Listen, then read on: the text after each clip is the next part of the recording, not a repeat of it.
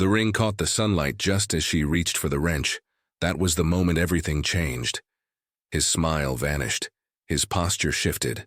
Suddenly, she wasn't a brilliant young mechanic anymore. She was a black woman wearing a ring he didn't recognize, tied to a man he hadn't approved. He walked away without a word. Days later, she was fired. No one said it was about the ring, but they didn't have to.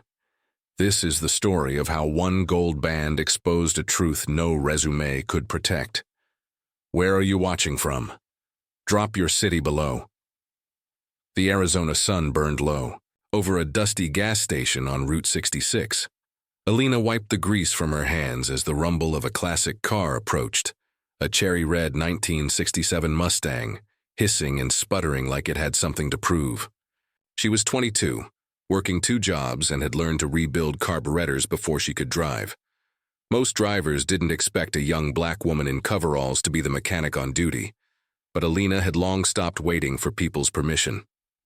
The man who stepped out wore a designer blazer over jeans and frustration on his face. He was older, white, and rich, the kind of man who probably flew private and didn't pump his gas. He didn't say much, he just nodded and watched as she popped the hood. To him, this was a car problem. But for her, this was the start of something else. Something that would end in silence, suspicion, and a single gold ring. Alina worked fast. The Mustang's engine was overheating, nothing she hadn't fixed before. As she explained the issue, the man introduced himself as Gregory Hale, owner of several car dealerships across the Southwest.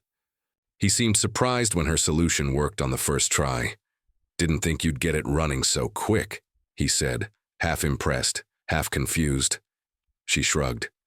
"Engines don't care about race or gender." That line made him pause. For a second, he looked at her like he saw her differently. Then he pulled out his phone. Over the next few days, Gregory returned. He said he needed a proper tune-up, but spent more time asking questions than inspecting the car. Alina, wary but flattered, let the walls down just a bit. They spoke about life, ambition, and how people like her always had to prove themselves. Twice as hard. Then one afternoon she was under the car when Gregory's fiancée showed up. A blonde woman in designer heels stepped out of a Range Rover with a brittle smile. She stared at Alina, then at Gregory. "Who's this?" he stuttered. Called Alina the mechanic, then a friend, then nothing at all. Alina climbed out and reached for a rag. When the woman's hand twitched, her oversized diamond ring flashing like a warning.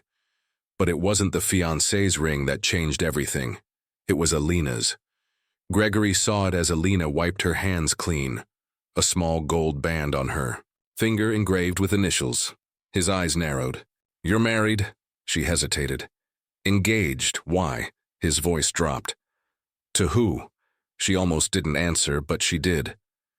"Reggie, works security. We've been together since high school." Something shifted in him, his charm gone, replaced by a tight-lipped silence, the kind that said more than words. That evening, Gregory left without paying. The next day, a complaint was filed at her job. She was rude, unprofessional, a security concern, and by Friday she was fired. No explanation, no recourse, just a man with money, a ring that didn't fit his narrative, and a black woman who dared to be loved by someone he disapproved of. Dear audience, if you're enjoying the story, don't forget to give it a like. It really helps. Alina never saw Gregory again. The shop never returned her calls. She filed a report, but nothing came of it. No proof, they said, no pattern of behavior. But Alina had learned this pattern all her life. The moment her presence felt threatening, not for who she was, but for who she refused to apologize for being, the doors closed. Still, she didn't stop. She opened a mobile repair business. Her fiancé Reggie helped her register the LLC. Customers came, slowly at first, then more, because she was damn good at what she did. Gregory's Mustang. She hears it broke down on the highway weeks later. But some things aren't worth fixing.